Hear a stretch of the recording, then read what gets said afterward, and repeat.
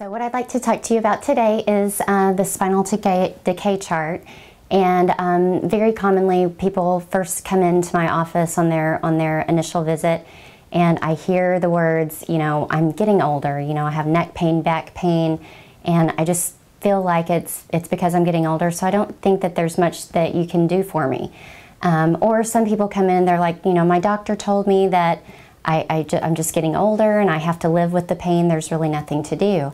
So that's why I felt it was important to discuss the spinal decay chart and let you know some things that you can actually do to correct and even prevent spinal decay and these unnecessary pains and discomforts.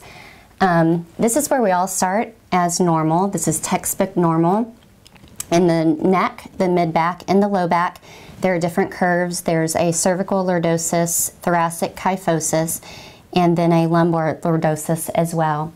Now, as we go through and we live life and we sit and we stand and our activities that we do, our sports and different lifestyles that we may have, these things start to wear and tear and break down the joints in the spine and can lead to imbalances in the spine, and these are considered spinal subluxations. So this is where it all starts. We start in our youth with these spinal subluxations, we move on, you may have, an ache here, a discomfort there, but nothing major, you get over it fairly quickly.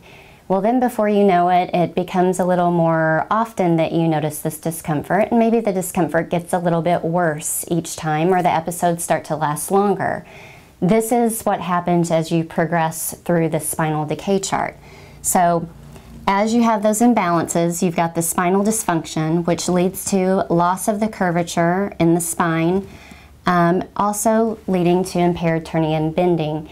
Now, sometimes people don't even realize that they're losing mobility because they've just acclimated and it's happened, over such an amount of time that it's just not been noticeable to them.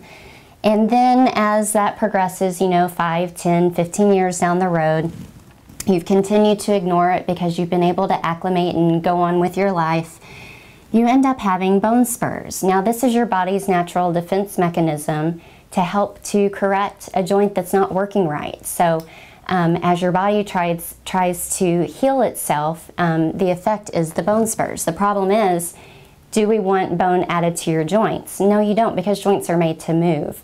But when you have a joint that's not functioning properly, your body does what it can do to help correct that. And that's the bone spur is the result. Now, in a long bone, such as a fracture, it's a similar process. So say you've had a fracture of your arm, someone's fractured an arm, your body deposits more bone to help heal that fracture. This is when it's a good thing. So when we start to have the bone spurs, we have even further reduced mobility in our spine, and we end up with permanent loss of motion down here when the joints end up actually fusing together.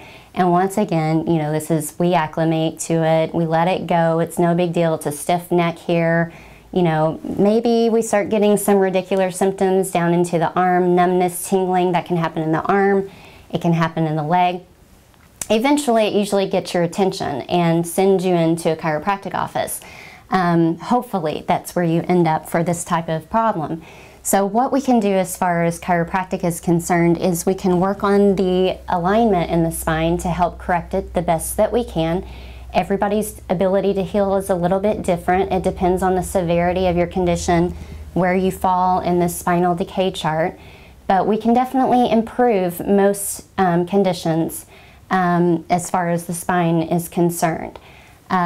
Once we do this rating and we determine what type of spinal treatment may be needed as far as the alignment goes, we may also consider doing some sort of traction, which will help to improve the spacing in between the joints here and give the nerve a little reduced pressure so that the nerve can function more normally and begin healing itself.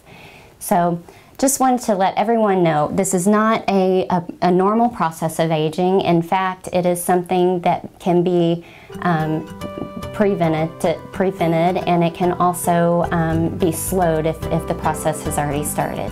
So thanks for listening, and I hope this helps.